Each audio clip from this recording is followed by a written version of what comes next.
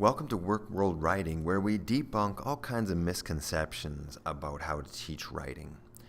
And today we're going to debunk some misconceptions about a scary creature, and that's why we have this very scary background happening here.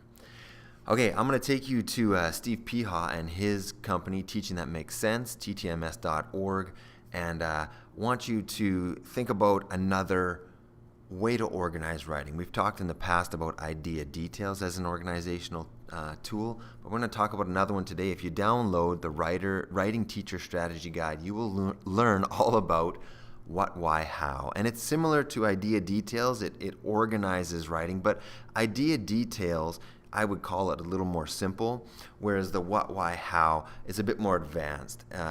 As far as organizing, it's a little more advanced, and as far as logic and reasoning, it's more advanced as well. So what I'm going to do is go back to my T-charts. I had a video on that before. You should check it out, how to get students to think up topics to write about. And I'm going to choose a topic, Elena, my tarantula, and specifically just tarantulas maybe. And so I set up my what, why, how chart, and it works the same as idea details. I'm going to have this main thought: tarantulas are not awful creatures. That's my main thought. In fact, this tarantula lives in my office, for example. And look, it reads books, so it's not really that bad. Okay, so tarantulas are not awful creatures. That's what I think.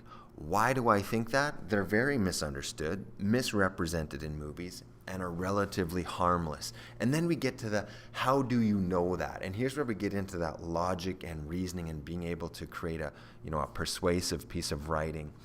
And so maybe now it's time for me to pull up some research. So I'll go off to this National Geographic and look at their website on tarantulas.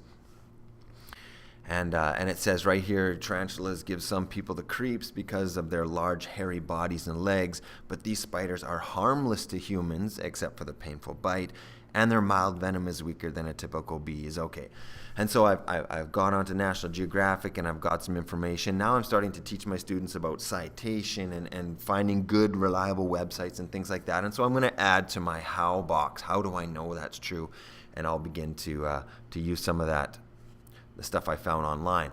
But I'm still on my topic, tarantulas are not awful creatures, and I'm going to add why, more to that. Why else are they not awful? Well, they are covered in hair, but it's for a reason. How do I know that? And so again, with the research, their hair acts like ears. They sense air movements with their hairs when prey walks by. And I'm still continuing on with this same topic. Tarantulas are not awful creatures.